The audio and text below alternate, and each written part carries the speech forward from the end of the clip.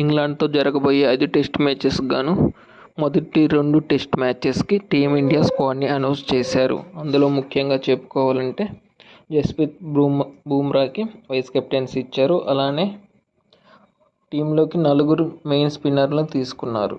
అలానే అజింక్య రహానే అండ్ చేతేశ్వర్ పూజారికి ఈ జట్టులో చోటు దక్కలేదు. డొమెస్టిక్లో ఇండియా ఏ తరపున రాణించిన ధ్రువ జురేల్కు మొదటి 2 టెస్ట్ మ్యాచెస్లో అవకాశం లభించింది. అలానే సౌత్ ఆఫ్రికన్ సిరీస్లో అంతగా రాణించని శ్రేయస్ అయ్యర్కు మరియు శుభమన్ గిల్కు కూడా చోటు దక్కింది.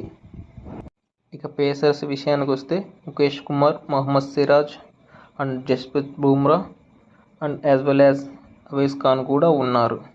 Spinners Jaddu and Ashwin, Kuldeep Yadav and Axar